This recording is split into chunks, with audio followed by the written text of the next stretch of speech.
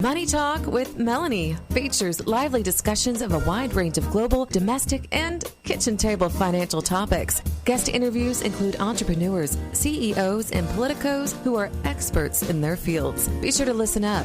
This is important because it's your money. Your money. Be sure to listen to Money Talk with Melanie. Money Talk with Melanie. Thursdays, 7 to 9 p.m. Eastern Time on 98.7 The Coast.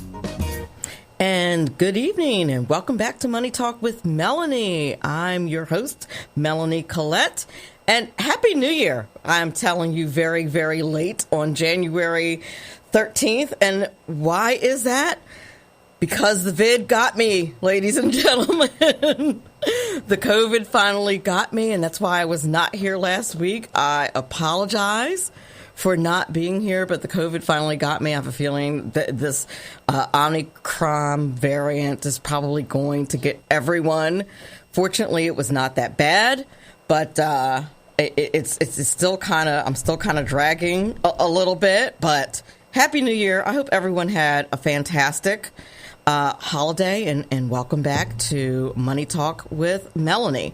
Our guests this evening for the first hour, we're going to have Mr. Jeff Booker. He is the co-founder and COO of a company called CannaCoverage, and you're going to learn about what that company does. It insures cannabis businesses, and I thought that you all would be interested locally and really everywhere, since more and more cannabis businesses are coming online, with cannabis being legalized in more and more places, and more entrepreneurs opening up cannabis businesses. And what his business does is handles the insurance aspects of cannabis. It's kind of a tricky area of insurance, and so I thought it would be interesting to have Mr. Jeff Booker on for the first hour. And then the second hour, we will switch gears and have best-selling author Deb Colameta on, and she's going to talk to us about how to build wealth by decluttering our homes, which I'm sure that many of us could use her advice. She's an adjunct professor and a best-selling author, so I'm looking forward to speaking with her this evening as well. I've actually had her like semi-tentatively booked for the last couple of weeks, but the COVID was keeping me from doing the show, unfortunately. So I'm very happy to be back here on 98.7 The Coast, flying here with my producer, John. I haven't seen him in a couple weeks. I'm so excited to be back here. Man, that COVID is like just no fun. It's not a good time. I don't know. Like, I'm glad that when I finally did get it, I got like the not so bad variant. At least that's my understanding, is that this was like not the bad variant. Quite honestly, I've had worse sinus infections. I've had pneumonia, which was way worse. This was not bad. It was just like a really nasty cold. But woo, the tired, the fatigue, just not fun, not a good time. Anywho, what else have I been up to besides fighting off the vid? Newsmax,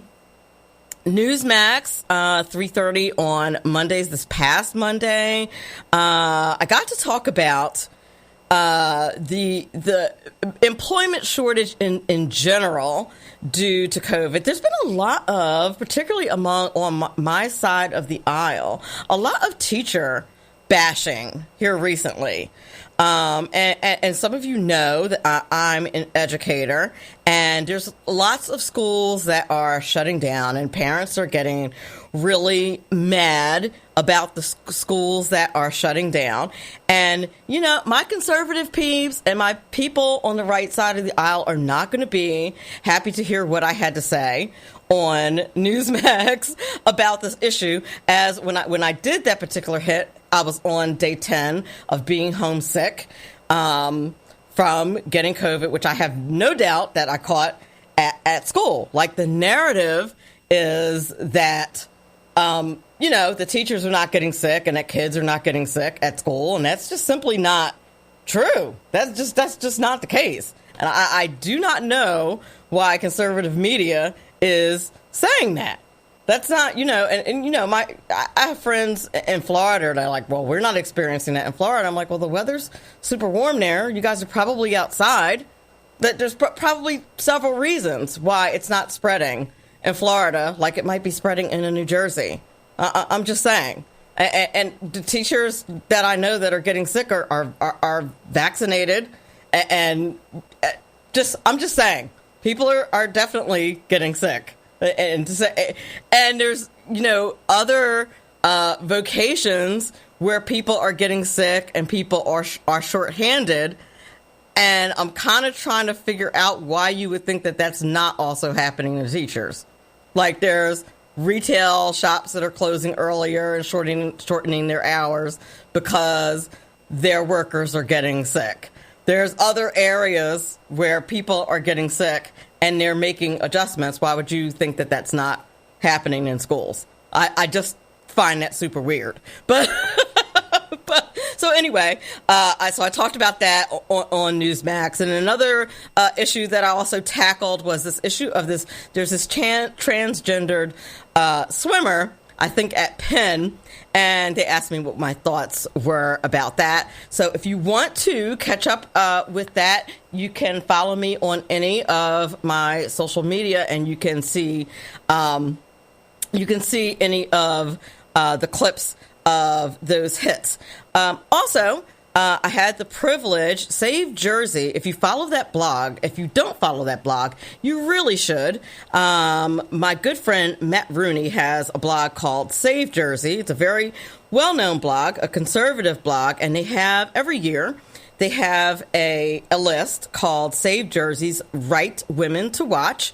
And this year's list, Right Women to Watch 2022, there are 50 women on the list. And if you scroll down that list and look at lucky number 7, you will notice a name there. Melanie Collette is on that list, lucky number 7. So that's another thing that happened while I was away. Now, it's in alphabetical order. It doesn't mean anything that I'm number 7. I'm just mentioning that I'm number 7 on that list. But there are many wonderful women on that list, and I just count myself to be very fortunate to be mentioned among them.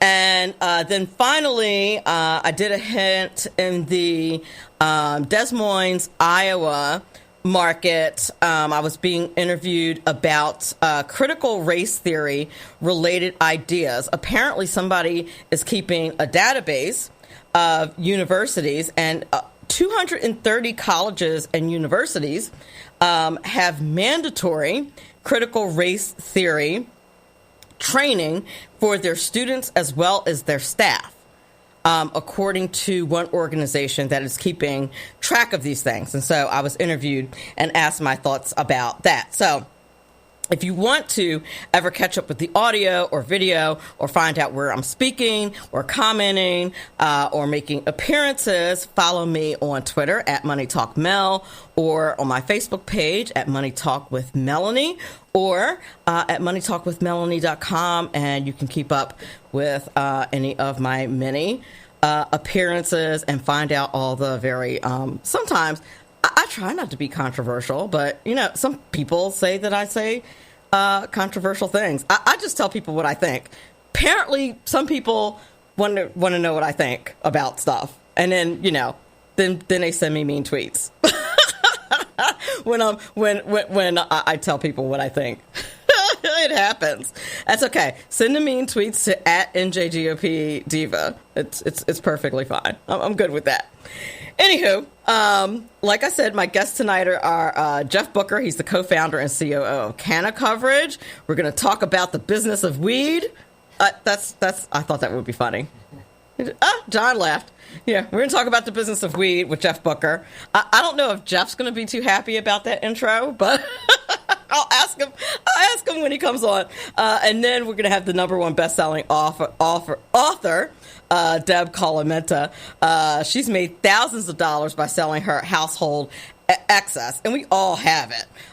She purged her home, and she's done this through online yard sales. And you see them all the time: Facebook Marketplace, Craigslist, which has been around forever, and other places like that. She's a communications consultant, an award-winning professor, and she wrote a book called Best Offer, Best Life. So I'm excited to have her on the show. And actually, the subtitle is Deb's Quick Start Guide to Creating Wealth Through Online Yard Sales. And I just thought that was a really super interesting topic. So we're going to chat with her about that as well.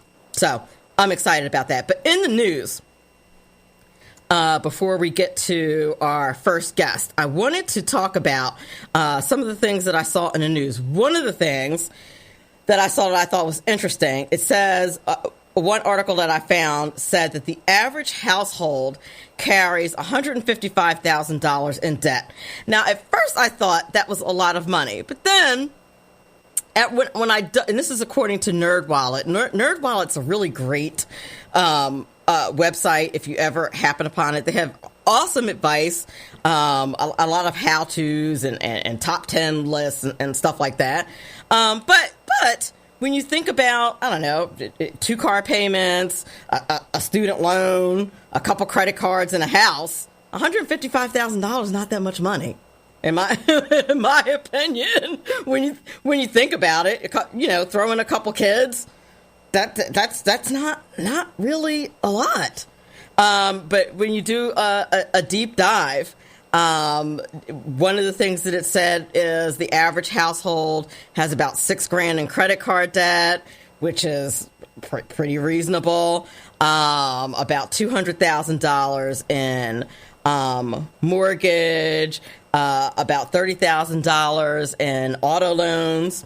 So it's not $150,000, $155,000 is that sounds about right. I said, and when I eyeballed it, I thought, not that bad. So if that's what your household is carrying, you consider yourself average. If you're carrying a lot more than that, consider yourself to be above average and not in a good way. If your debt load is much lower than that, then good for you. Of course, the ultimate goal, if you ask someone like Dave Ramsey, is to not be in any debt ever. He says pay cash for everything, which is, good in theory if you can do that. If you can do that, hooray. Good for you. That is definitely my ultimate goal. I also ran into another bit of information which I thought was excellent, which is an article that talked about small business owners who gave their best advice for starting your own company. What's your best advice? And with this being the era of COVID, lots of people, they're calling it the era of the Great Resignation, where lots of people are quitting their jobs. They're just over it. The teaching profession is one of them. The medical profession is another one. People are just over working in the COVID environment. A lot of people are starting their own businesses. Have you thought about starting your own business? Here's some of the best advice if you're thinking about starting your own business. First tip, keep bank accounts and credit card transactions for business separate from personal ones. You would think that would be common sense, but yes, that's the first tip. The reason why is because obviously if you commingle those funds, you're going to be in a major danger zone, and you're going to have a serious problem with organizations like the IRS. You don't want to have those kinds of problems. If there's any kind of problem like that, don't do that. Is get in the ring and just do it. A lot of times people will spend all this time just preparing and never actually get going. Hook up the website and get it moving. Don't spend a whole lot of time preparing. Just jump in. Just go. That sounds like weird advice, but it's really not. Do it. Now, that being said, think about your clients and relationships, have them in place before you start your business. You probably already have those clients in your warm market. It's just a matter of thinking about who they are. Spend some time thinking about that. You may have friends who seems like they started a business out of nowhere, right? How did they do that? You might be wondering. Because they thought about their warm market, it's called your warm market, ahead of time. They looked around, saw their family and friends. That's how you get out there and make sales. And you're probably, thinking, I don't want to harass my family and friends in order to make sales. But that's how you do it. That is how you get started. That's how you prospect. That really is how you do it. You start small. That's where you want to kind of make your mistakes, if you will, and get experience with your friendlies. That's how you do it with your warm market. And then you're going to create a process to develop any of your proposals. This is going to save you time. It's going to help you focus, which is an excellent idea. Also, and this is really important, always be authentic. Make sure you do your research and create a mantra to keep you going. That sounds corny, but it really does work. I had a mentor once that one of her mantras, and it stuck with me to this day, was to focus methodically. So whenever I feel overwhelmed, take that with you, ladies and gentlemen. It's a good one. Focus methodically. And there are times, like I do a lot, like whenever I'm on a show and the host reads my bio, one of the things that they always say is, how in the world do you do all of those things that are on your bio? And focus methodically. That mantra is how I get done all the things that I do. That, and I don't have a life, but that's, a story for another show.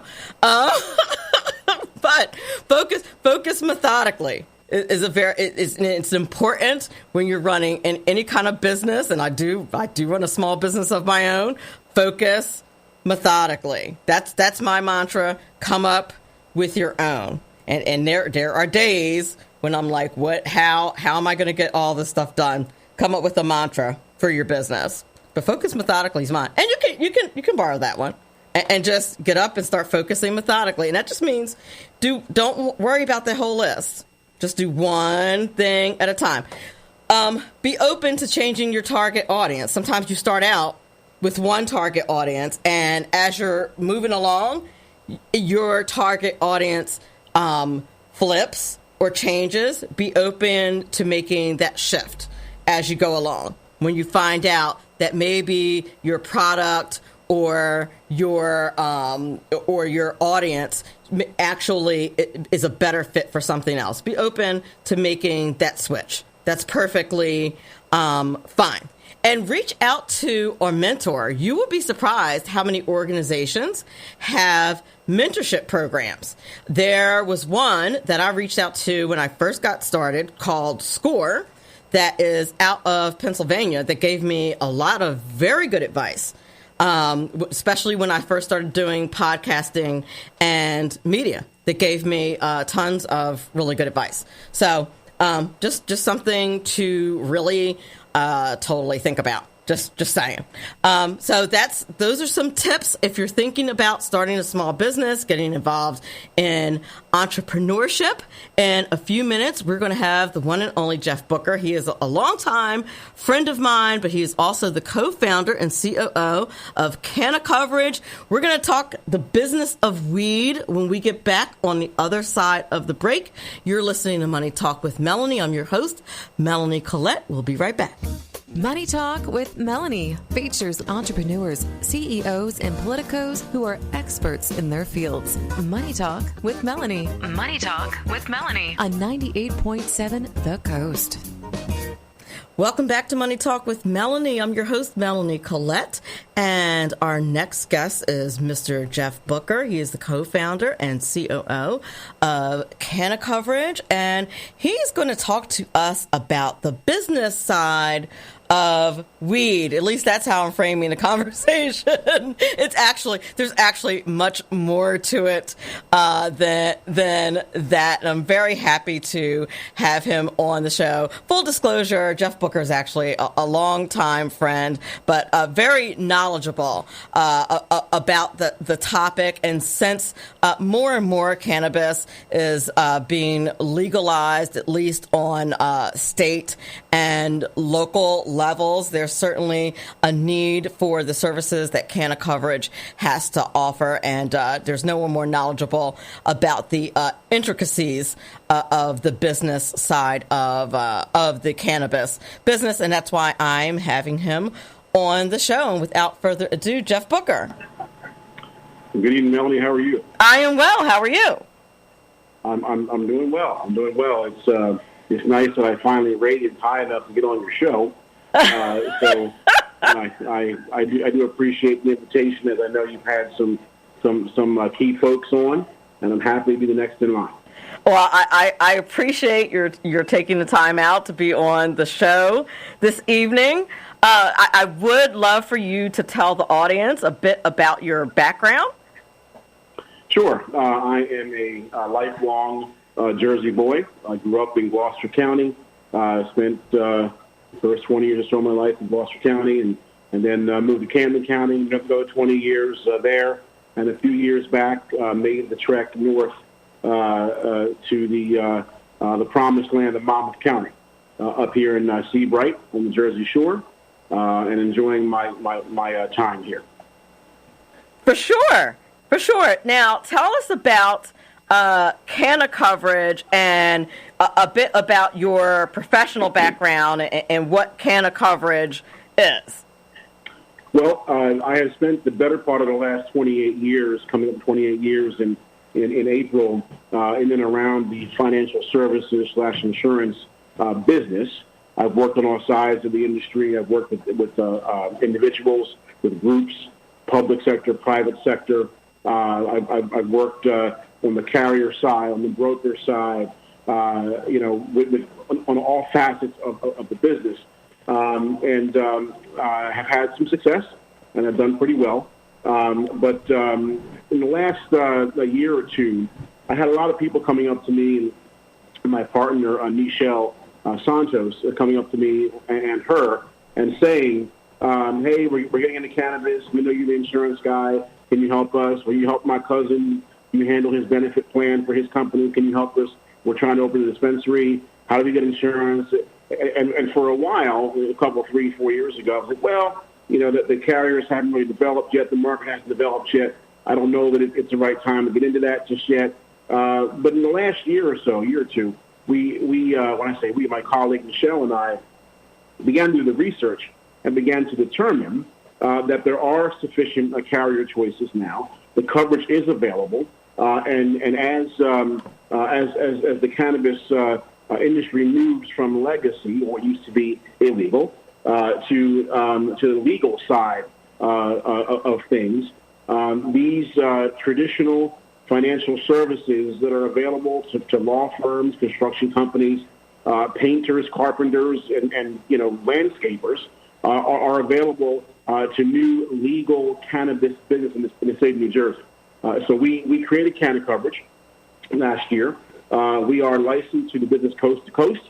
We are headquartered up in Newark, up in Essex County, right outside of New York City.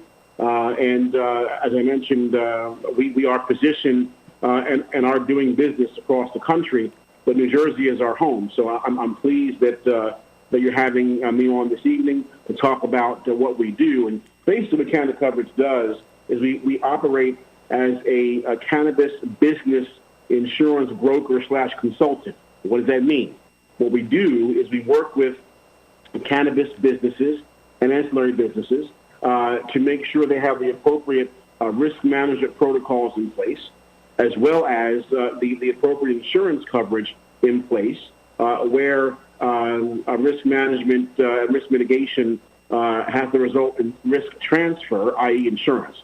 Again, it's important in the process. The process really is doing a risk assessment of the business, understanding where the gaps are and where the issues are, using risk mitigation techniques to mitigate that risk.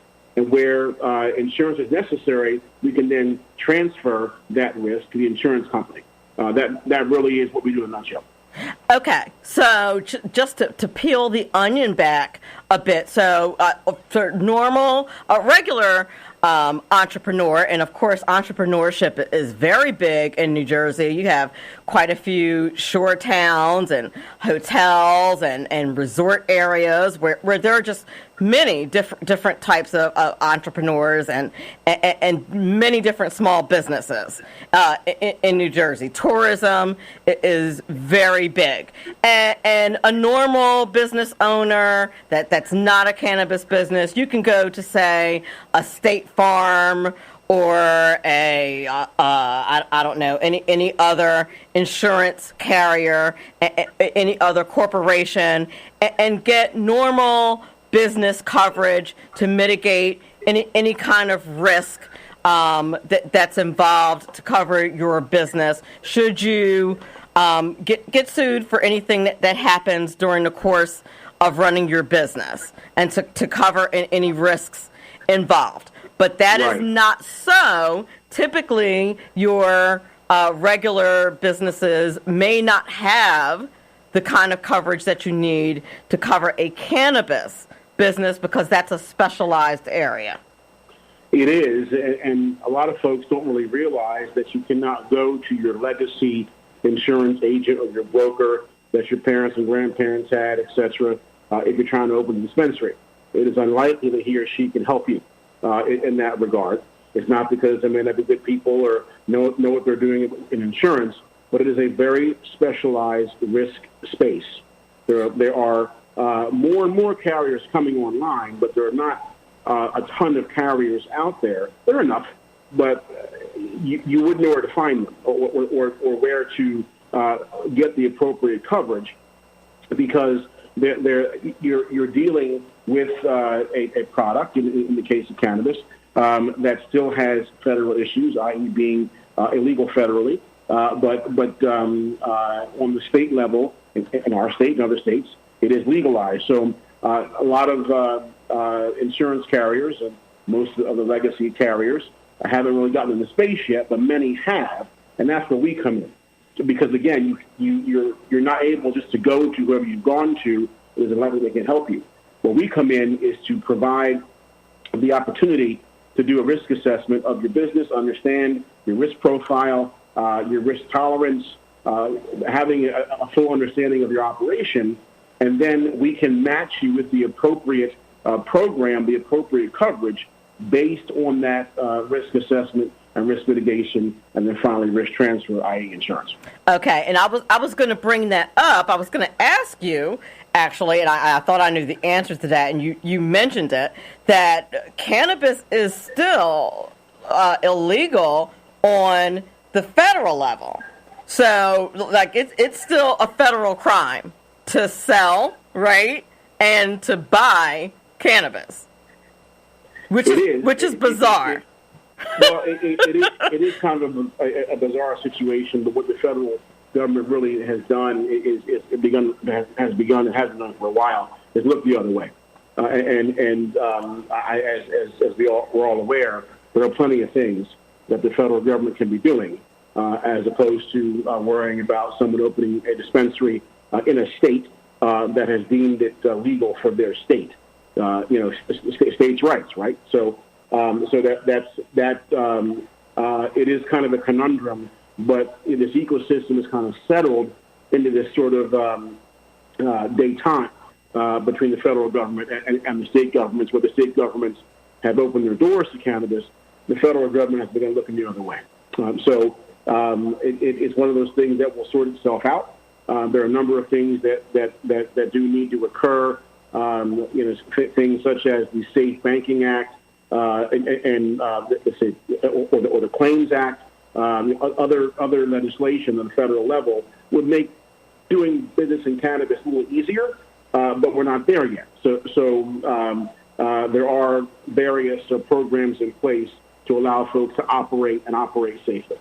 Okay. So say you're in a New Jersey or a Colorado or any other state where cannabis has been deemed legal, and you're considering, you're entrepreneurial, and you're considering opening up a cannabis operation on some level in one of these states. One of the things, and I think insurance is kind of like the last thing that people think about doing. Is that something that's required, like when you buy a car in a state? Like, is insurance something that you have to have? Well, that's regulated at the state level, but I can speak for New Jersey and a few others.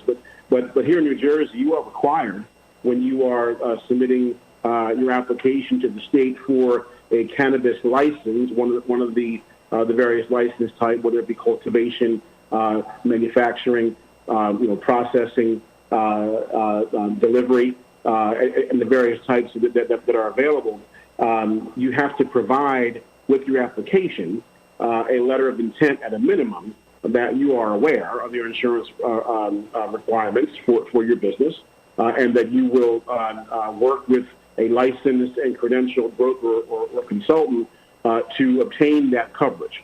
We have provided at CannaCoverage dozens of letters to prospective applicants to the Cannabis Regulatory Commission as they are applying for their license, that they check the insurance box. Now, you can't insure something that doesn't exist, right? So we are providing letters of intent to our clients to be able to check the insurance compliance box to make sure that they have that requirement met as they pursue their license. But yes, in the state of New Jersey, general liability, which is the foundation of insurance for a business, general liability insurance is something that the CRC, the Cannabis Regulatory Control Commission, does require to be addressed on your application. Okay.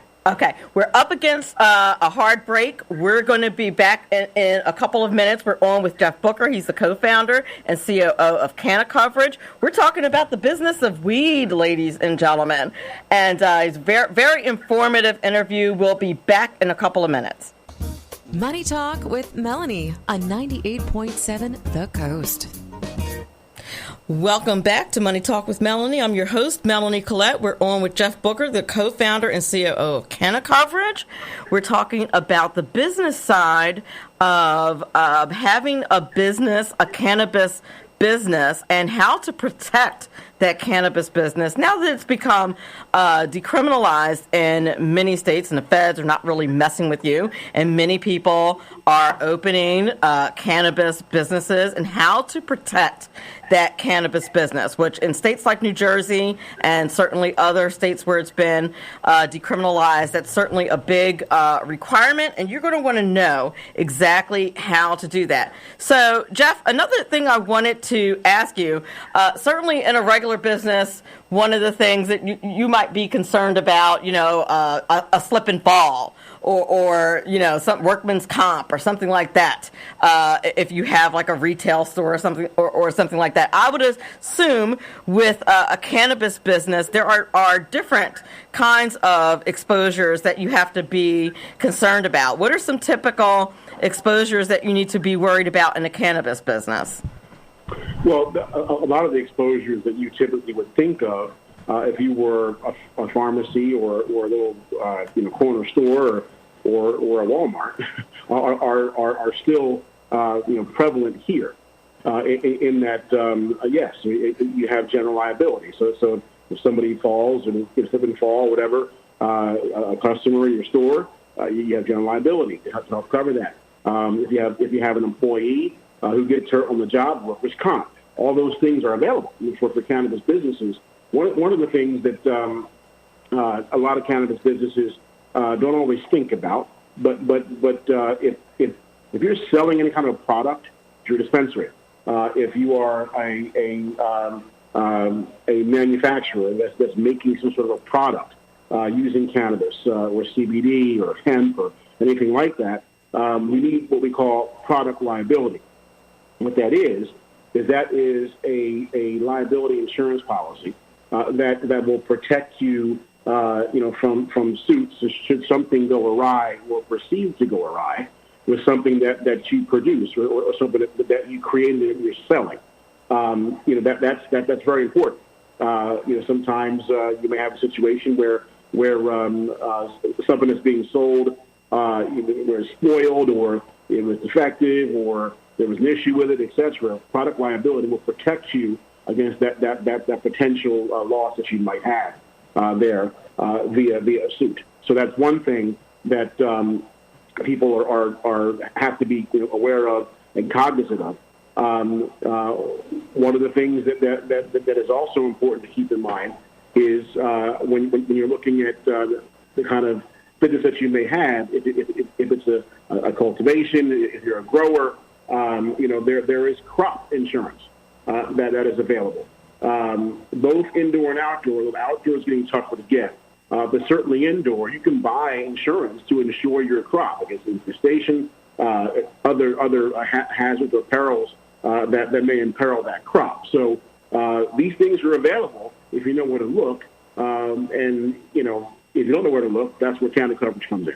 Now, now there are people, I would imagine, or at least from what I've seen in movies. Now, I'm admittedly, my knowledge of cannabis is super limited. Like, not even in college. I know nothing. You didn't inhale, Melanie? No. I did not inhale. If I even saw someone whip out like some cannabis or some weed, I was out of there. Because I was just totally convinced I was going to go to jail for 20 years if I ever saw like a joint or something. I'm just very paranoid that way. My understanding is like people grow it in their homes and things like that. Like, could someone consider themselves to be a small business if they grow it in the back of their house and get CannaCoverage, or is that not? That's not considered like you couldn't do it that way. Yeah, that's a big no. That doesn't work. It doesn't work that way. Yeah, no, it does not work that way. There are those, and there's some legislation pending in Trenton. I'm not sure what the status of it is, but I can certainly find out. But there's legislation pending that would grant individuals to grow a certain amount at home, especially those who have medicinal needs for marijuana. So. But no, you can't just grow it in your backyard and then come to me for a policy, because obviously we're not going to insure something that runs afoul of federal and state law, right? So the policies that our carriers offer have a very bright exclusion in there that if you're running afoul of local state law, then you've got a problem. So. You can't just have a little action in the backyard and think that you're in the clear. You're not. So. Okay, that's good to know. That is good to know. Okay, so now what if you are? I guess it would depend on the business what your most important coverages are. Like if you're a dispensary as opposed to a retail shop, your most important coverages might be different. Well, I mean, yes, but I guess the reason why the state via the CRC is really requiring general liability, that is the foundation. That is the bare bones minimum, and that's only the foundation of what you need. Depending on what you're doing, you might need crop, you may want workers' comp, you may want employee benefits. There's something else that we are proud to be able to offer is that we have access to all the various carriers. That you're well acquainted with when it comes to your health care for your employees, because this is going to be a very, and it already is, but even more so going forward, a very competitive market as far as talent is concerned. Very competitive. So you're going to want to be able to recruit and retain your employees. And one of the ways you do that is to provide a quality employee benefit program, which CannaCoverage also can help you create and manage as well. So if you are running a cannabis business, you could possibly be competing with business managers from Apple and Google and whomever, just because from a business, an organizational business perspective, you just want somebody who's very sharp from a business perspective. Well, you certainly do. And one of the things I had the opportunity, I was asked by Ed DeVoe, who is the president of the New Jersey Cannabis Business Association. I was asked to appear back in November at Stockton University at a panel that the organization, along with Stockton, was putting on, talking about the ancillary businesses and professions around core cannabis business. For example, you might not be a cultivator. You might not be a dispensary. You might not be want to be in delivery or any of the other main tenets of the cannabis business.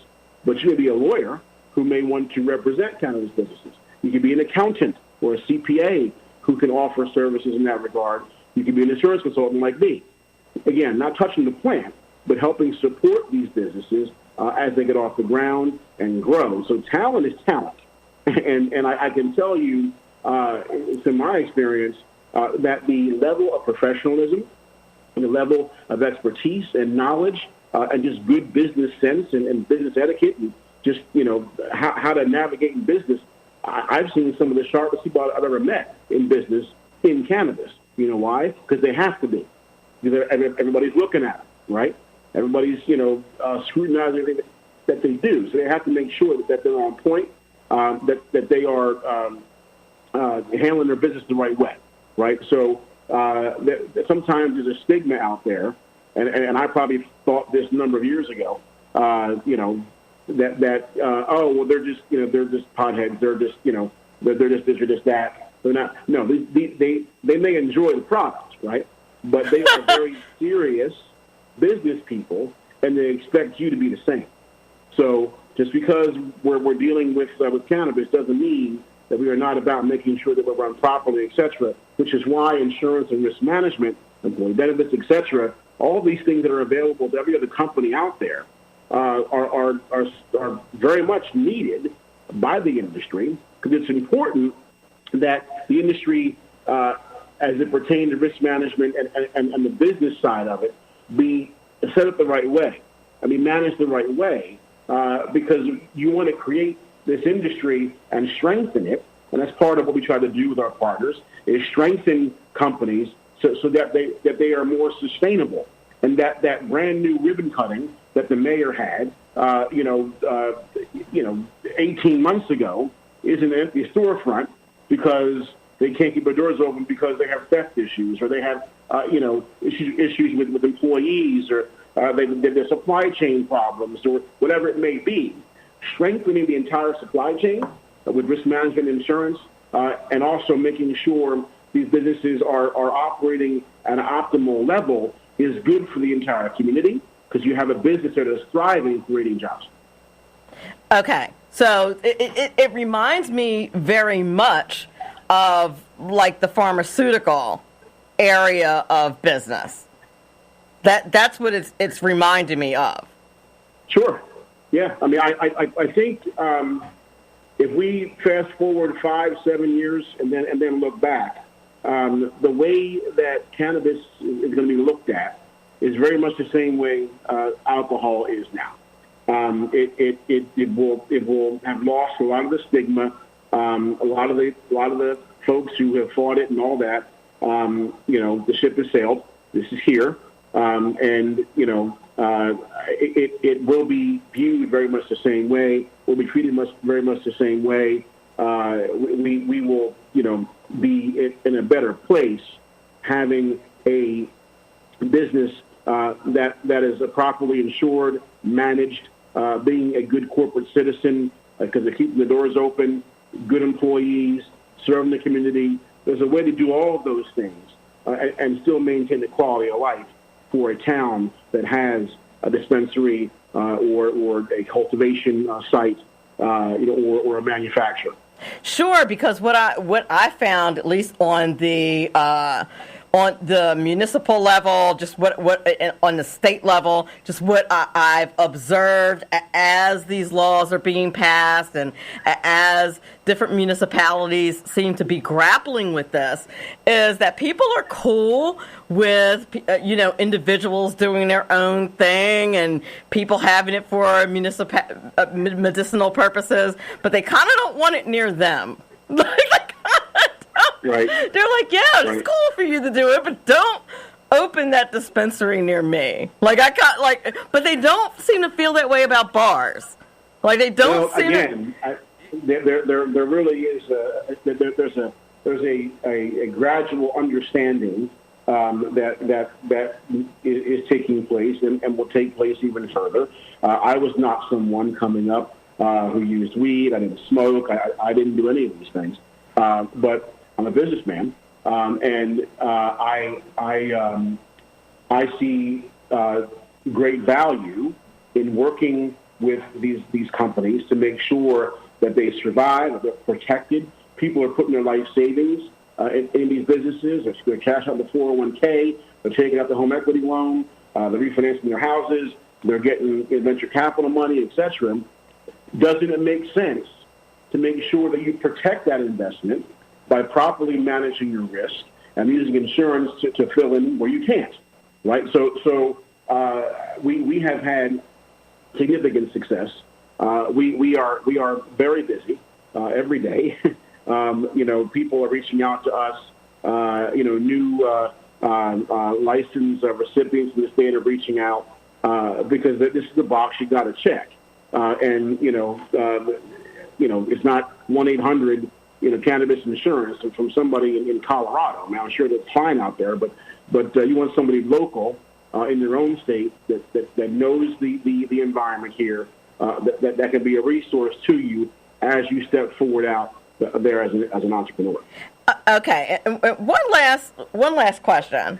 Are the regulations, I would imagine, are vary by state? Like, what's the compliance like? Is it because it's kind of new? Is it super regulated, kind of like any other industry where the government's going to be involved? Well, the state and local governments are involved. For example, if a town doesn't want any cannabis companies in their borders, that they can say no, and they can come back to it later. But they have the right to say no. New Jersey is a very strong home rule state, so there's that mechanism there. But the Cannabis Regulatory Commission constituted in the last year or so. Year and a half or so, they have laid out extensive guidelines on what you can and can't do. More regs are coming, but we can look to other states, Colorado, California, some other states for some do's and don'ts. Some things that they did, we wouldn't do here, and even they would say, yeah, don't do it that way. If we could start over, we would do this. So it's really tightly managed at the state level, but the states would do well to look at, folks out west and understand what worked, what didn't work, and then really find a way to have the industry stand up in the right way. One of the things I will say is that the New Jersey Cannabis Business Association is a valuable resource. If someone's listening tonight, they're looking to get into business, or they want to apply for a license, etc., that's a great first stop to learn about the business, what it takes, what's involved, what are the timelines, etc. And one of those boxes you got to check is the insurance box, and CannaCoverage would be pleased to assist you in that regard as well. I'm sure that you would. One of the things I think people don't realize, and to be honest, I didn't know this, and so one of the things that I do is do freelance writing, and I was asked to write an article about regulations, about federal regulations, and I didn't even know this about our laws. But when the government passes a law, then what happens is there's these regulators that write all the regulations that are associated with the law. And then Correct. Those regulations essentially become the law. That is correct. But I think that the citizens at large don't realize that that's the way the process works. Right. So there's like all these regulations, all these details that go along with each law. And the devil, the saying the devil's in the details, that's like really where it is, are the regulations. So exactly. Yep. You're exactly right, Melanie. And I'll amplify that and say that as it pertains to cannabis here, the CRC has great authority. The legislature, again, it was put out for referendum, and now this commission is literally building the plane that they're trying to fly it, right? So this thing coming off the ground, and they're tweaking and changing and pulling this out, putting that in as we're going down the road here. So it is critical to understand the process, and that's where our trade organization, the NJCBA, really can be a resource to someone who's trying to figure things out and where do I fit in, et cetera. So I think that there's an opportunity here for folks to bring their own expertise. If you're a lawyer, you can bring those skills to the industry. If you're an accountant, you can do the same. If you're someone who's in construction, a lot of these places have to be retrofitted and rebuilt and gutted and torn down, and et cetera, et cetera, et cetera. Well, there's work there too. So it's an entire industry that will rival and surpass the alcohol industry and the tobacco industry eventually. That will happen. Okay. Well, quickly, we have to wrap up this hour, but quickly tell people where to follow CannaCoverage on social media and get more information. Sure. You can reach us. Our website is simply CannaCoverage.net, N-E-T. You can reach us on Instagram at CannaCoverage, and we'd be pleased to connect with you there and continue the conversation. Excellent. Thank you so much for being on the show. That's Jeff Booker, co-founder and COO at CannaCoverage. Thank you so much for being on the show this evening, and I'm sure I will talk to you soon. Thanks so much. Thank you, Melanie. Have a good night. Yep, you too. You're listening to Money Talk with Melanie. We'll be right back. Money Talk with Melanie features lively discussions of a wide range of global, domestic, and kitchen table financial topics. Money Talk with Melanie on 98.7 The Coast. Welcome back. You're listening to Money Talk with Melanie. I'm your host, Melanie Collette. If you missed that first hour, that was with Jeff Booker. He's the co-founder and COO of CannaCoverage. And he was talking to us about the business side of owning a cannabis business. And that'll be posted as the whole show, actually, will be posted as a podcast on 98.7 The Coast and also on Money Talk with Melanie and on all of my social media at Money Talk Mel on Facebook and on my Twitter feed and on Insta, everywhere. So if you missed that and you're interested in any way in starting a cannabis business, basically anything you need to know and any kind of guidance you need about doing that, Jeff Booker just provided just a ton of great information about how to do that. So you'll definitely want to keep an eye out for the podcast where that's concerned. Our second hour guest is going to be coming up around 8:20.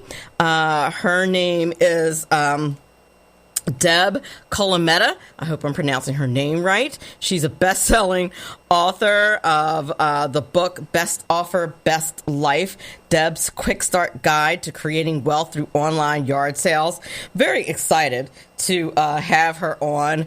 I'm sure right after the holidays, many of us are probably interested in doing a little tidying and decluttering after receiving many wonderful gifts from relatives and friends. It's probably time to do a little decluttering and maybe getting rid of some of the things we no longer need, maybe making a little money on the side. So she's going to give us her best tips about doing that. And she says you can actually create wealth doing that. So I want to talk to her about those things. But first, we're going to do a bit more news. The IRS has been in the news quite a bit lately, and it is Is the IRS ever in the news for like good reasons? Like, is it is it ever good news when you're talking about the IRS? I'm just curious. Is it ever like oh, the IRS is giving everyone bonuses this year? No. I saw like I've seen 3 IRS headlines within the last couple of days. One headline I saw about the IRS said the IRS to commence tax season early warns, and you would think that would be good news, right? But not so fast. Warns of potential hiccups due to pandemic and funding issues. How can the IRS be having funding issues? Like, how much money have they been taking out of our paychecks that the IRS is having funding issues? They've been working from home for like 2 years now. Why are they having issues? But they announced the other day that they're going to start accepting and processing tax returns on January 24th, which is earlier than they started last year. They said that this is going to ensure that it's going to run more smoothly during the ongoing pandemic. And because of programming changes like the child tax credit, and that's why they're going to start a little earlier this year. And they've also given us a 3-day extension this year, so our taxes aren't going to be due until April 18th, and they're hoping that that's going to make things a bit smoother this year. I'm not, just based on the way the Biden administration has been handling most things. I'm looking at you, COVID testing supplies. I'm just saying things are not going well. I'm looking at you, southern border. I'm looking at you, 7% inflation that started out at 1% when you got elected. I'm just saying things have not been awesome since a certain person got in office. Did I mention when I first started the show that I'm a right-wing partisan? And by the way, everything I just stated is an absolute fact. Inflation was at 1.2% when he entered office, and now it's at 7%. And while, yes, people have been getting raises, did anybody get a 7% raise this year? No, you probably did not. That means you still are working at a deficit. Just saying. That's how the whole inflation salary increase situation works. If your salary increase did not keep up with inflation, that's still a pay cut. That's how that situation works. That was actually one of the other awesome articles I ran into. Inflation jumps to 7%. I couldn't believe it in my eyes when I saw that. I said 7%. Just to kind of keep track, the last time I did the show, which was 2 weeks ago, I think, it was at 6.8%. And I was like, wow, it's up to 7% now. Just wonderful. And that's the biggest increase since 1982. Like, come on. It's ridiculous. But one of the things that the article that I read did say is that Americans are increasing their spending, which I guess is a good thing, meaning we have some money somewhere. But I did see an excellent article, and I actually had this woman on the show, and I keep track of her blog, and she had her name is actually Sunny, and she's just a beautiful woman, and she has a blog that specializes in financial information just geared toward your kids. Her name is Sunny Lee, and she's the CEO and founder of Good Life Advisors. I have to have her back on the show at some point, but she recently posted her blog, 17 financial tips for new parents. And this is, I read this article a couple of days ago, and these were just very unique tips for new parents. And by the way, all of these articles that I bring up and share with you guys are all stuff that if you want to see the full articles and the full information, is all stuff that I share on my social media. But it's a lot of really good stuff. I'm not going to share all 17 with you, just kind of like the best of the best. But if you want to get the full article, follow me on social media, and you'll have access to all the articles, and you don't have to look this stuff up yourself. One of the good ones that I saw, you would think this was common sense, but one said to stick with the fundamentals when you become a parent. It's been my observation. Now, full disclosure, I don't have any kids. One of the reasons why I don't have any kids is because I was always freaked out and thought it was super expensive. It just seems really expensive. And that's I always thought that I couldn't afford it because it seems super expensive. So, really look at your finances when it comes to having kids. It is said that having kids costs up to $200,000 per kid.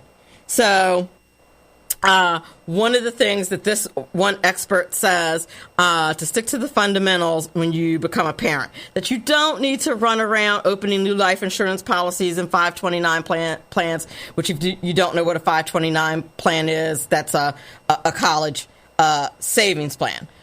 You do need solid health insurance, very important. An adequate emergency fund, also really important, and a recurring monthly investments for retirement. Those would be the basics. I would agree with that. And you should be doing that before you have kids. You should probably already have that in place, which I would agree. In particular, middle and upper income parents worry about paying for college for their kids. And that's true. And that's nice. But retirement is a necessary thing. Like, you're going to need money for when you retire. And there's only one way to make sure that you don't run out of money before you die, and that's by saving and investing while you're young. And listen, and I whenever I'm a panelist or I do a presentation, I always get young people that ask me this question, like, what would you tell somebody who's just starting out? And I always tell them the same thing. Start saving now. I know it seems like you're going to be young forever. You are not. And when I tell people, I am very fortunate because I got the melanin going and I don't look like I'm 51. When I tell people I'm 51, they're always like, you can't be 51. And I'm like, I'm every bit of 51. Trust me. And 51 comes around super fast. And I tell them if I had known then what I know now, I would have saved a lot more, a lot earlier, and just trust me. And get a financial advisor, like, as soon as possible. You don't have to have a lot of money to start saving and planning. That is a misnomer. That is a total misnomer that financial planning is for rich people. No, financial planning is for everybody. Start planning as soon as possible. And your best bet is to do it before you have kids. Really good advice. I don't like this one. Buy only what you need. Meh. I say budget what you want. Buy only what you need. I still say if you put it in a budget, you're good. I say if you want something, just make sure it's in the budget. I disagree on that. But that's, one of the experts say buy only what you need. But I think that's boring. I think if you want something, squeeze it in a budget. Pick up some extra hours somewhere. Put it in there. Get your estate plan in order. This is important. That is super important. Before you have kids, you need to decide where they're going to go if something happens. God forbid. Your estate plan's super important. That being a new parent is like really hectic. You don't think about that kind of stuff. You're sleep deprived, et cetera, et cetera. And you don't want to think about that because you're young. But you do need to know who gets your kid if something happens. The guardianship, you don't want your kid to end up in, God forbid, foster care or something like that. That's really good, excellent, sound advice. You don't want to think about that, but that's really good, sound advice. It's part of your financial plan. Think about that. Get that established when you have a kid. Again, another expert says only buy the essentials. Boo for you. I say put what you want in the budget. I'm saying boo for that person. If you want something, put it in the budget. Start a 529 plan. After you get the emergency fund taken care of, the retirement fund and the investment, then 529, college savings plan. That, it's a different generation now. Like when I grew up, and not for nothing, I'm old. I've mentioned that. Like I worked 2 jobs during undergrad, and at that time, you could work 2 jobs and pay for college. College is way expensive now. You can't really do that anymore. You could do that when I was in college 30 years ago. You could do that. Now, you really do need a 529 and kind of plan for your kids' education. So that's a good idea. Start investing for your kids. And you only need a little bit to do that. Start a little tiny bit. So once you get that established, the 529, start investing for your kids. If you start investing for your kids now, while they're little, while they're 3 and 4 years old, imagine how much money they'll have by the time they're 21. Think about that. And it doesn't have to be a whole lot of money. So that's very sound advice. This is excellent advice. Update your insurance. Can't say that enough. Make sure you're enrolled on the medical insurance, life insurance. Make sure that's taken care of. That is really important.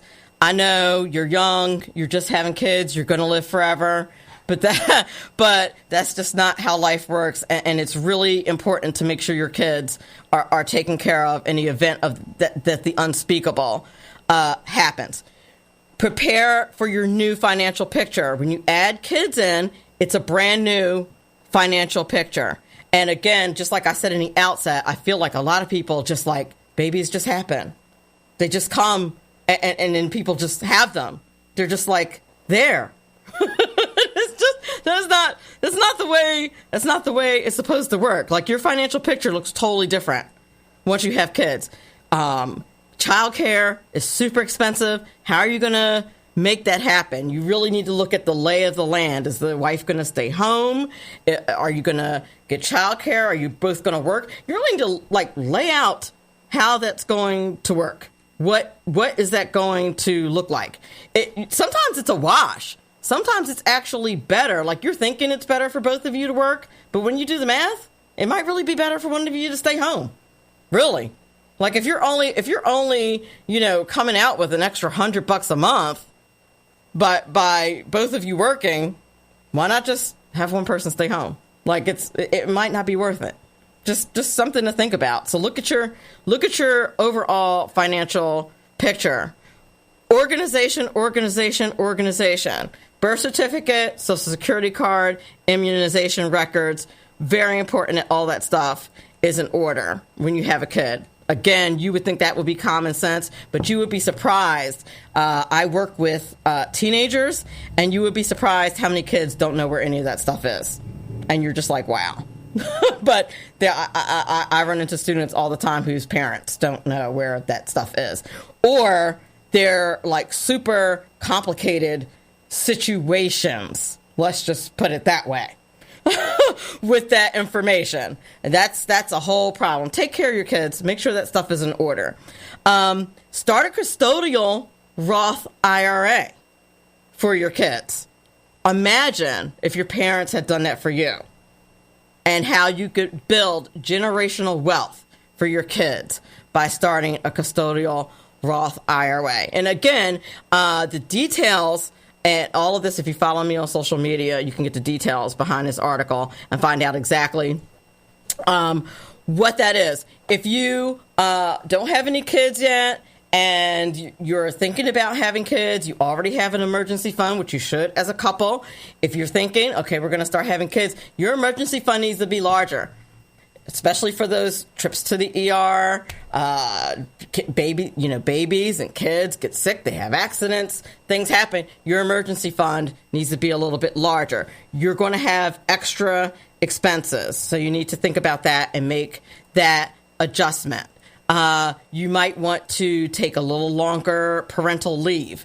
Do you have room for that in your budget? Think about that. Those are things that you need to think about when you're having a kid. This is an excellent tip. Automate as much as you can. I actually do this because I'm lazy. I have everything automated, particularly insurances. That's a big one with me, just because you don't want to get in trouble when it comes to insurances, life insurance, car insurance, anything where if, God forbid, it gets stuck in the mail or late or something like that, you'll have a problem. So automate everything, but I have everything automated, and I think that's a really good tip, particularly when you have kids, because having kids is busy. At least from what I've observed. I have friends that have kids. Like I said, I don't have any, but I have lots of friends and family who have kids, and I think that's why I do not have kids, because I look at people who have kids and I'm like, that looks really busy. And I like I remember when my nephews were really young and my sister would call me at like noon and I'd be asleep, and and I'd pick up the phone and she'd say, wow, that must be really nice to be asleep at noon. And I'd say it actually really is. It's awesome. So, but yeah. But so that is just like a little wrap up of just, I thought it was an excellent article. If you don't know Sunny Lee and you have kids and you want to prepare your kids financially, she has an excellent blog, and you should follow her. And if you don't know how to contact her, follow me on social media and you will be able to find her quite easily. You're listening to Money Talk with Melanie. Our guest for the second hour is Deb Colameta. We're going to talk to her in a couple of minutes. We will be right back. This is important because it's your money. Your money. Money Talk with Melanie. Money Talk with Melanie. On 98.7 The Coast. And welcome back. You're listening to Money Talk with Melanie. I'm your host, Melanie Collette, and our guest for the second hour is best-selling author Deb Colameta. I hope I'm pronouncing her name correctly. She is author of the book Best Offer, Best Life, Deb's Quick Start Guide to Creating Wealth Through Online Yard Sales. I'm very excited to have her on the show this evening. I think it's a topic that is right on time, so I'm excited to talk to her. And without further ado, Deb Colameta, how are you? Oh, very good, Melanie. Thank you. Did I pronounce your name correctly? You sure did. Ah, great. I love when that happens. Can you tell the audience a bit about your background, please? Sure. I wrote a book about our family's journey selling our excess things through online yard sales. And it's just been such a transformative process for our family. I have two little kids, and well before the pandemic, we were really feeling like our house was getting a little crowded. You know, we have a smaller house in a suburb of Boston, and just with the four of us and the house, we were kind of getting in each other's way, and it just felt like with the two kids, the toys were piling up, the clutter was piling up, and I'm sure people can relate to that. And so we started looking around in the local real estate market. The real estate market in Boston is just notoriously expensive, and it's only gotten more expensive since then. And we were getting a little bit discouraged because of the competition. So we thought, you know what is it that we love about these houses, these open houses, that we could maybe create in our own home? And it was that feeling of decluttered, lighter feeling, staged homes where there, weren't piles of toys or piles of paper.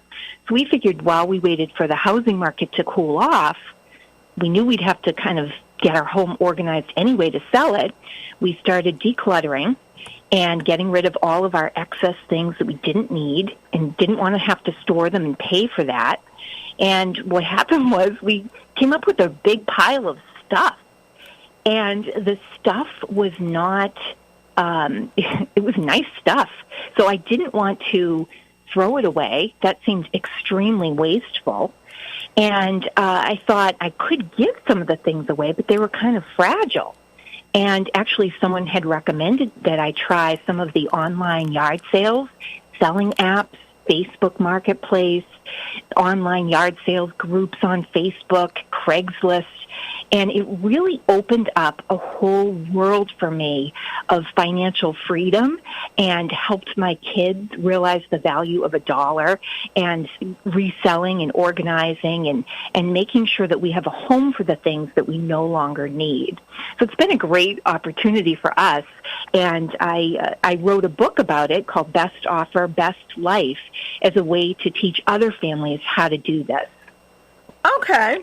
Now, I know the book. I was looking at the book today, and I know the book wasn't about this part, but I am really curious.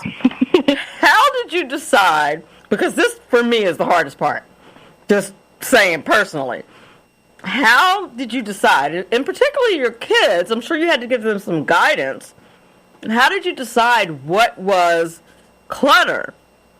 Like what you categorized as clutter? How were you able to determine that without saying, maybe I'm going to use this? That is a great question.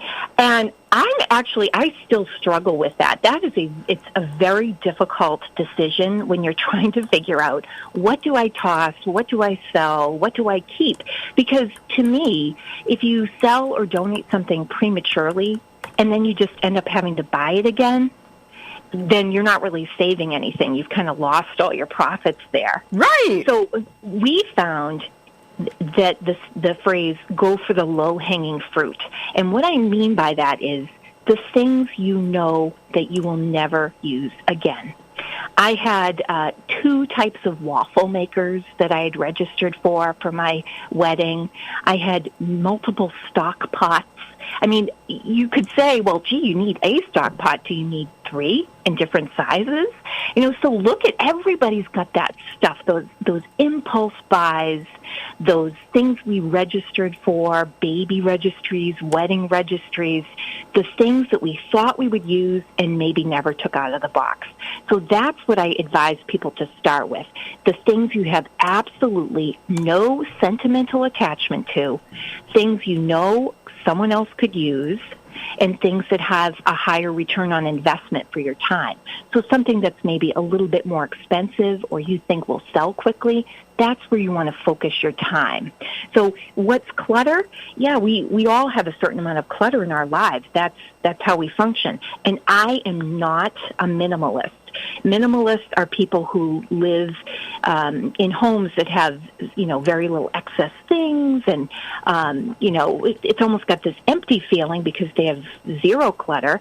I have 4 people in my family, 2 of them kids. It's a constant battle. But we've gotten it to a point where it's completely under control. And when it starts to have that clutter creep and we start to notice that more things are getting into our space, we're feeling crowded, we have an escape hatch through the online yard sales. We can get rid of our things. But start with those things that you're never going to use, you've never used them before, and no sentimental value. That's where we started. Okay. Okay, that makes sense. And okay, I'm sure if I look, I could probably find some stuff in a box. Okay.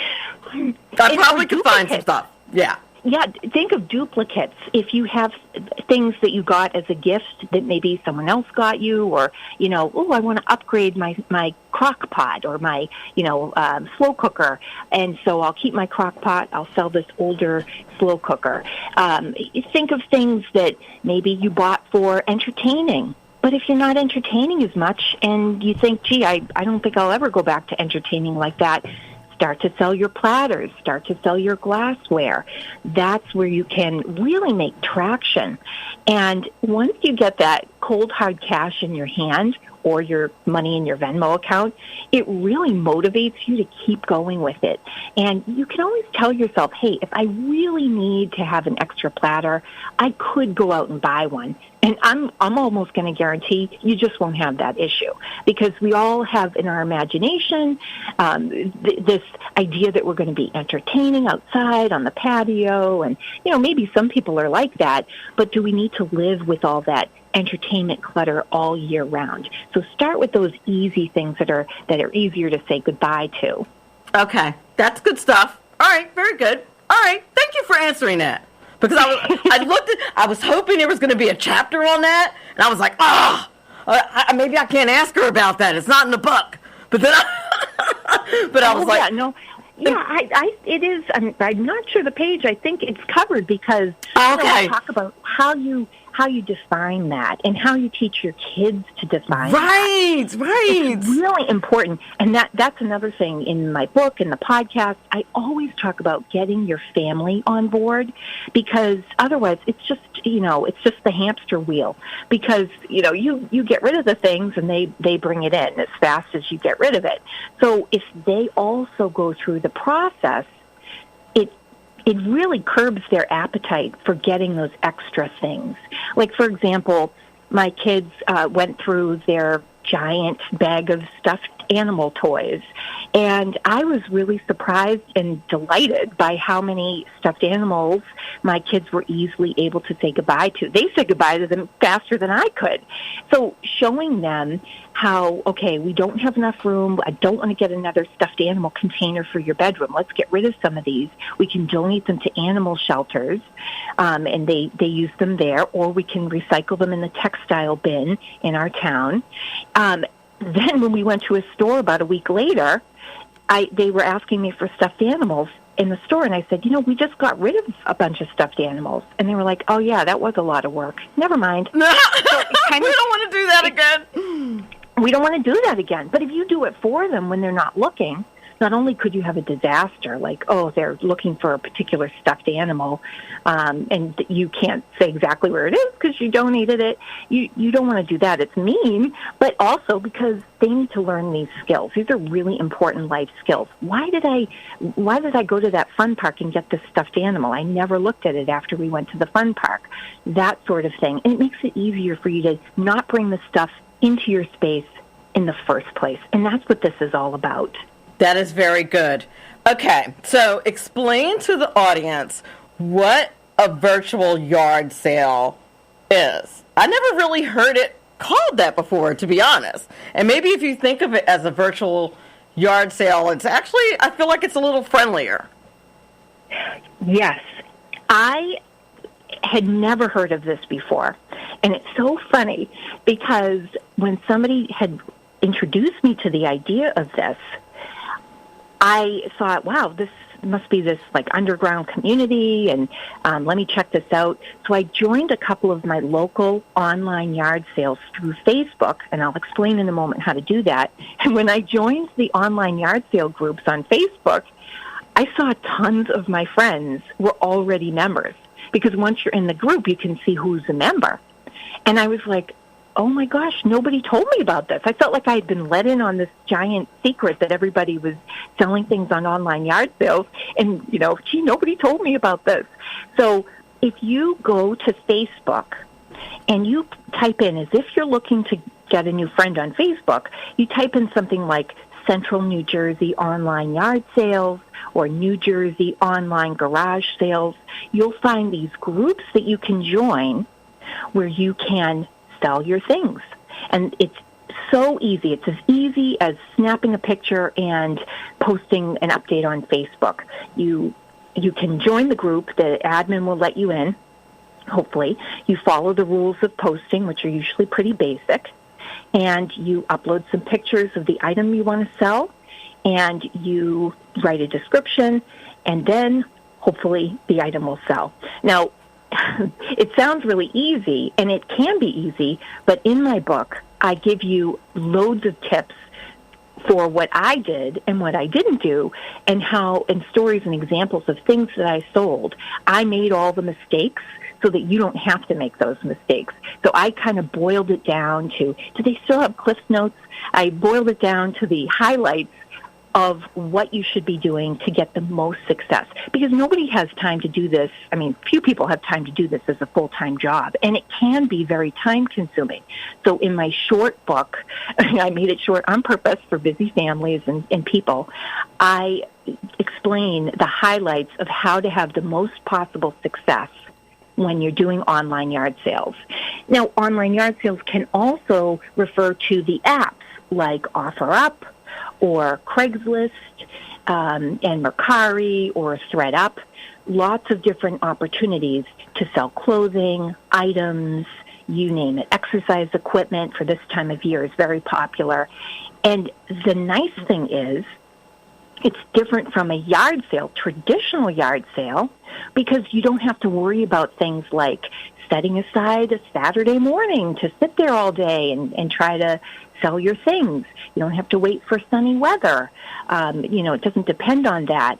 And personally, I get a little attached to my stuff, so it would be very traumatic for me to sit in my front yard and watch people haggle with me over things that are, have been part of my life for a few years. So right, like put that down, never mind. Yeah, exactly. Would be a sitcom episode of me just putting everything back in the house. On second thought, I think I'll keep that. So if I do it in stages, mentally, it's a lot easier for me to digest than trying to do it all at once. It's a little too overwhelming to a lot of people to try to sell all their stuff at once. So online yard sales let you post one thing and sell it and then move on to the next thing. That's very true. We're up against the break. We're going to talk some more on the other side of the break. You're listening to Money Talk with Melanie. My guest this hour is Deb Colameta. She is a best-selling author of the book Best Offer, Best Life, Deb's Quick Start Guide to Creating Wealth Through Online Yard Sales. We'll be back on the other side of the break. This is important because it's your money. Your money. Money Talk with Melanie. Money Talk with Melanie. On 98.7 The Coast.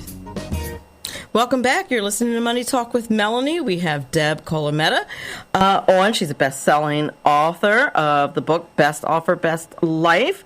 And we're talking to her about how to create wealth through online yard sales. You've probably seen Facebook Marketplace. Well, she has saved us all the time of trial and error by putting all the quick tips together for you so we'll know how to be experts at the online yard sale marketplace. So I'm very happy to have you on the show, Deb. Oh, thank you. So where do we start? It does seem like an overwhelming task. Like you said, you have Facebook Marketplace, which is pretty popular. You have many different apps, Craigslist, which has been around forever. eBay is still around. I used to sell on eBay. I used to sell on Craigslist. Used to sell on some apps, but it is overwhelming. I think it just gets to be so for me, like unless I have a big ticket item, I tend not to sell anything, which I probably should. Like I have I clutter. Like I should be selling some of the clutter stuff, but I tend, unless I have like a bedroom set or something like that, I tend not to sell stuff. Well, I have an example of even a bedroom set. One of my readers wrote to me and let me know of the story about how, based on the encouragement from the book, she thought she might want to get a new bedroom set, but she couldn't convince her spouse. So she just took pictures of the bedroom set that they had and posted it online, and somebody offered to buy it the same day. And they offered to pay just about what she was going to pay for the new set. So she was able to tell her spouse, and they said, great, let's get a new set. So it wouldn't have cost her anything to post the ad on Facebook. So she posted it and said, let's see what happens. If it sells, it sells. If it doesn't, I'm happy keeping it for a couple of months. You can keep the ad posted while you use the item even if you want, as long as you're not trying to say that it's a brand new item. So there's always that flexibility. And you had mentioned eBay. I generally stay away from mail order or mailing items because it gets expensive and time consuming. And the thing about this whole process is you got to get to where you're using hacks and shortcuts to get this done, or else you're just never going to get around to doing it. And so for me, shipping for eBay really was a roadblock. However, on my podcast, I interviewed a woman who started selling things on eBay, and she actually quit her full-time job because of the money that she was making on eBay and was able to contribute to her household finances and still be a stay-at-home parent. So there are options here. That's what's so exciting. You know, you think about, should I do one of those MLM, marketing things where you sign up and you sell a product, but you have to make a financial investment. There's none of that required here. You can start and stop. You can take 2 months off. You can go gangbusters and sell 20 items at the same time, or you can sell one item a month. It's completely up to you. And we all have stuff that we can sell. I don't think I've spoken to any person who said, I don't think I have anything to sell. No one has ever said that to me, and I've talked to thousands of people through workshops, in-person, virtual, radio programs. Everybody's got something to sell, and that's what's great. That is probably true. That is, matter of fact, I am positive that is true. I'm positive. Now, are there things that you would say sell more than others? Like I would say, like I was on eBay the other night, and I would say that I think that the market's kind of flooded with like clothes, for example. I would say, but if you're looking for something really specific, it's kind of good because there's so many clothes on there. Absolutely. So clothing is probably one of the most difficult things to sell. It's very time-consuming. Think about it. It's so specific. It's got to be the right size, the right color, the right season. And that's what I mean by that's not one of those low-hanging fruit items. If you have a bureau, I guarantee you somebody is looking for a bureau either for their summer home, for their first college apartment, for their graduating college and they need to furnish an apartment cheap, somebody's starting over. Those are all categories of people who need a dark brown bureau. You have a floral shirt in, size 3 or 2 or whatever, and that's really difficult. And that takes the same amount of time and effort to post that floral shirt as it does to post the bureau, that it has a wide appeal. So that's why I'm saying go for the pieces like the bureau where you might be able to sell it for $50, $100 versus a shirt that you only maybe make a profit of $5 or $10 for. That's when you get frustrated, you stop, and you end up just either throwing everything away or donating everything, and that's not always the best option. Now, I do donate a ton of things. I definitely donate more than I sell at this point, but there are things that you can't really donate. Sometimes if you want to donate an appliance, it actually has to be only a couple of years old, depending on local laws. Some places won't take a large appliance. Some places charge you to pick up larger furniture like that bureau. So you're actually better off selling it on online yard sales, making money, and preventing it from, just going in a landfill. Oh, I didn't even think about that. Okay, that makes a lot of sense. That makes a ton of sense. Okay. Now, and the only thing is, if you have clothing that's designer, and by designer I mean like Louis Vuitton, Gucci, there you can go to the apps and sell that and probably make a good amount of money, but those things are very expensive to begin with. You might try high-end consignment and where somebody can really market it to the right clients. But clothing is difficult. Another category that's difficult is toys. But you know what you can do instead? Toys or kids' clothing? You can just offer them on free cycling sites. And for me, that's a great way to build community. You can meet local parents nobody has to drive too far because these online yard sales are intended to be super local, and you maybe will meet other people in your school system. Who knows? I forgot all about Free Cycle. Explain what Free Cycle is. I haven't seen Free Cycle in so long, and I forgot all about them. Can you explain to the audience what Free Cycle is? Absolutely. So just as I explained how you find an online yard sale site to sell things, you can also type in perhaps your town name or your county name and free cycling, the word free cycling. Sometimes buy nothing is also an option, but they tend to run a little differently. They're like a net zero carbon footprint type of thing. But if you want to look for really the free cycling groups and make sure you follow their rules, because sometimes they have different rules about, like, maybe if many people want the item for free, you have to pick a name out of a hat or something like that. So just check out the rules, but it's nothing too complicated. And you post the item that you want to give away, and a couple of people might say, yeah, hey, I'll take that. And typically what I do is I do a porch pickup where I would leave the item on my front steps in a bag and arrange for a time for the person to come by. But that's my segue into reminding people to be very careful before you give out your address. I would never give out my address when I use the anonymous sites like eBay or OfferUp or anything like that, never with Craigslist. I would only use those sites if I really couldn't sell something through one of the Facebook groups where I can see the other person and potentially see if we have any friends in common. Yes. And if I did use those other sites, I would meet at a police station. And if they have a problem meeting at the police station, you don't want them coming to your house. Yes, I have I sold an engagement ring, and the person that I sold it to, her husband let her buy it as an anniversary gift.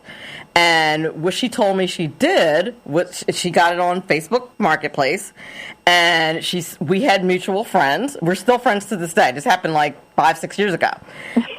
And she said, I reached out to a couple of our mutual friends and asked about you as a person, asked if you were trustworthy.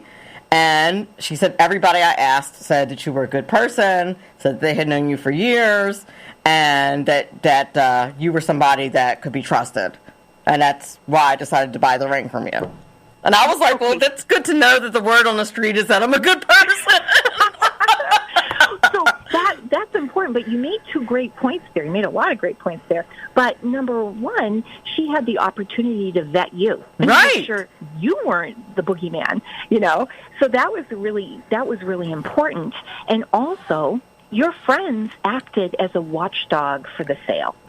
They were able to kind of stand in and vouch for you and make sure that you were on the up and up. And that helped her have buyer confidence.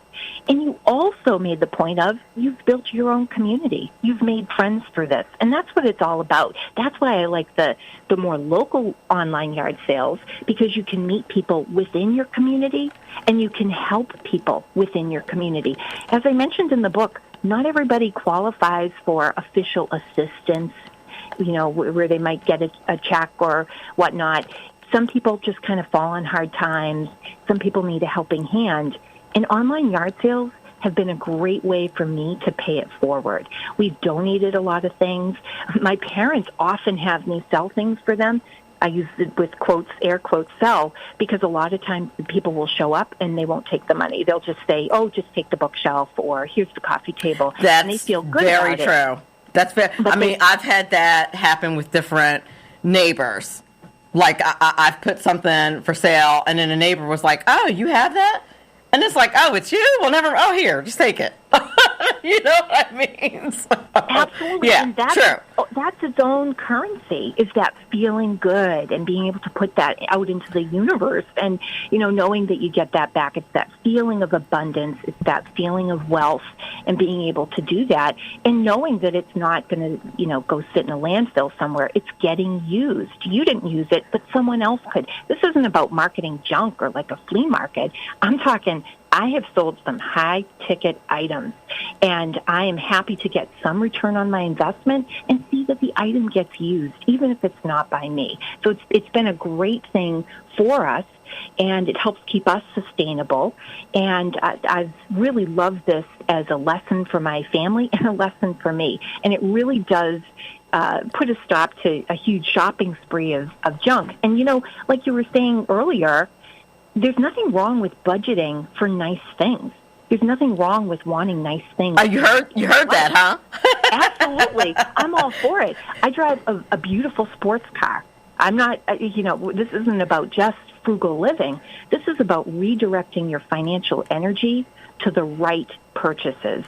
Absolutely. That's what it's all about. Absolutely. We have to go to a break. Please tell the audience how they can contact you or follow you on social media before we go. Sure. I hope people will reach out to me through my website, thedebsite.com, or on Facebook and Instagram at Deb Colameta. Ask me your questions. Reach out. I would love to hear from you. Thanks so much, Deb Colameta. We appreciate you being on the show. Just a great job, and I hope you'll come back. Oh, thank you. I'd love to. Thank you. Excellent job. You have a great night. You too. Money Talk with Melanie. Money Talk with Melanie. Thursdays, 7 to 9 p.m. Eastern Time on 98.7 The Coast.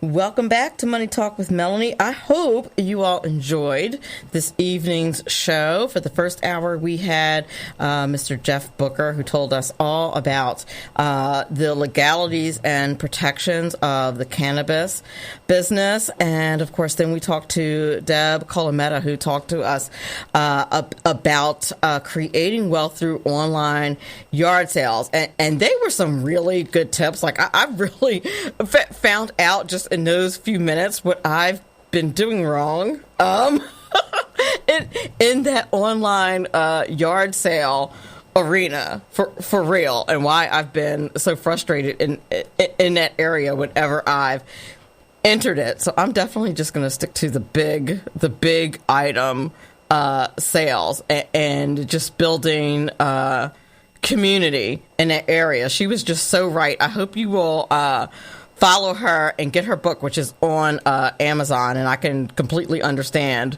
why that book is a bestseller. And I know I've been talking about I've talked about the IRS a couple of times because I follow a lot of different financial sites, and I found another just horrific word about the IRS tonight, and I was like, oh my gosh. But if you have your W-2s and the rest of your paperwork in order, which you may not, like I don't have all my stuff.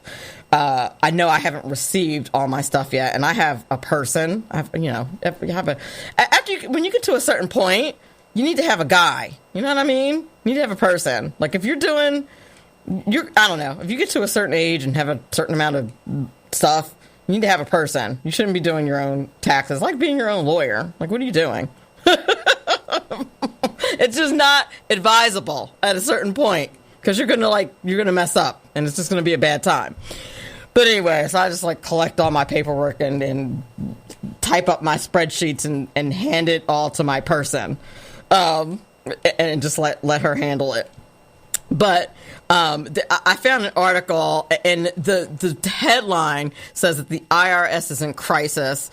A taxpayer advocate warns, and this headline was just today. I was like, oh, that's wonderful. That's good to know. And it says that this is going to be the most challenging year that tax professionals have ever experienced, and that told me just reminded me once again why I hand my taxes to a tax professional and why I stopped doing my own taxes 20 years ago, because I can't do it anymore. Just at some point you just got to pay the money and have it be somebody else's headache. And one of the reasons why they're saying that is because the processing times have been so long. The last time I got my taxes last year, when I got my taxes done, it took so long, and I was like, what? I asked my person, I said, what is taking so long? And it was like a glitch in the paperwork. And she was like, I'm so sorry. There's a glitch in the paperwork, and it's just a whole problem. I thought that maybe I did something wrong and I was going to get arrested, but I was like, are the feds going to show up at my house? What's the problem? But no, it was the IRS. And this article that I read just today kind of confirms that they're having a whole issue with processing and the whole nine. But this is according to Treasury officials. So brace yourselves for this year's tax season. It says that the IRS started this year with more than 11.7 tax returns from 2020. That's just unsettling. And it describes the IRS as being in crisis. You don't want to hear that about the IRS. That's the one area of the government that you want to be on top of their game. I'm just saying. So I just wanted to leave you all with that little note.